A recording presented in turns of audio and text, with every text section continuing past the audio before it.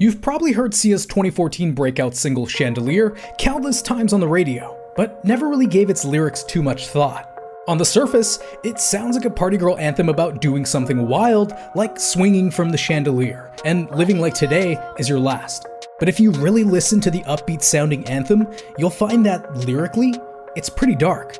You see, the track's narrator is definitely a party girl, but she's stuck in a cycle of substance abuse, of suppressing her pain with alcohol. Truly, Chandelier is a cautionary tale by an artist who knows the subject matter all too well. And Sia's songwriting is made even more brilliant by how she weaves this narrative around a pop song structure. Let's take a closer look at the darker meaning behind Chandelier.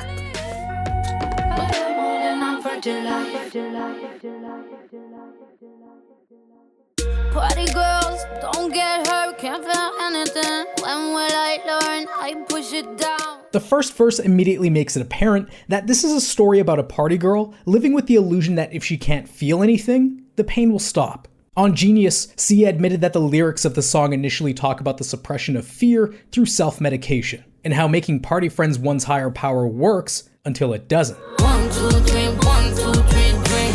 1, 2, 3, 1, 2, 3. To truly understand the darker meaning behind Chandelier, we have to first know a little about the singer and songwriter behind the track, Sia Furler. Sia had always been more of an indie pop artist. Her single Breathe Me would be featured in the final episode of 6 Feet Under, giving her career a much-deserved push. Help, I have done it again. But following the release of her fifth record, We Are Born, Sia became uncomfortable with her growing fame, skipping on press and wearing masks on stage. Then she and her longtime partner JD Samson would also break up. Paired with her growing health concerns, it all drove Sia into a depression. She then began self-medicating with drugs and alcohol that only seemed to worsen her growing gloom. 1, 2, 3, 1, 2, 3, drink. Turn back till I lose God. The track's protagonist appears to be a version of Sia, turning to alcohol to numb her feelings without any respect to the harm she's doing to herself. The pre-chorus gives us the impression of going out and having fun, but instead it actually speaks to someone drowning their pain with alcohol, continually living like, and perhaps even hoping, that tomorrow never arrives.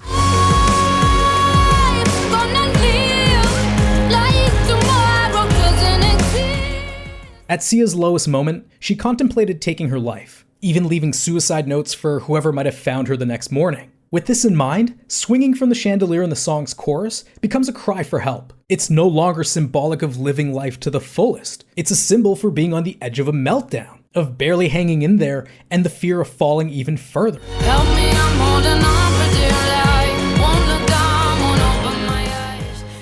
Post-chorus, you have to wonder how many nights she's had like this, and how many more she can possibly handle. Morning arrives by the second verse, along with the regret of last night's actions. Sun is up, I'm a mess. Gotta get out now, gotta run from this. Here comes the shade. Sober, she understands she needs to flee from this continuous cycle. But our narrator is trapped by both her addiction and the typical pop song structure. They force the narrative and its protagonist to return to the behavior of the pre-chorus. 1, 2, 3, 1, 2, 3, 1, 2, 3, 1, 2, 3. Yes, this is just how songs work, but the repetitive nature of a pop song perfectly lends itself to this party girl's downward spiral and the struggle that addicts face, returning to substances to numb their feelings and perhaps the shame they feel for using those very substances. This verse-chorus format tricks the listener in the same way alcohol tricks our party girl narrator. The choruses are bigger, celebratory, and much more appealing, making you feel great in the moment. But hidden in the slurred and more unassuming verses lies underlying sadness. Keep my glass full until morning light, 'cause I'm just holding on for tonight. The track's outro finds this party girl at the end of her rope, afraid to look down and see just how close she really is to hitting rock bottom. Oh, I'm just holding on for tonight, on for tonight, on for tonight. Is this our narrator drifting off to sleep after another night of partying? Does she make it to the morning? Does she ever break this cycle? Or is she simply stuck on repeat? Our narrator's fate is left unclear. But for Sia, things did get much better. On the night she planned to end her life, a friend randomly phoned Sia, causing her to reconsider her choice and instead seek guidance in a 12-step program. It turns out she had been misdiagnosed with a panic disorder when in fact she was suffering from Graves' disease, giving her an overactive thyroid that was leading to nervous energy, mood swings, and sleepless nights. Recovering, she would decide to retire as a solo artist, hire a new manager, and focus on writing pop songs for others, since writing had been her favorite part of the process anyway. She'd soon write Titanium for Alicia Keys, but once David Guetta heard Sia's vocal demo, he'd use Sia's rendition for the 2011 single without her knowledge.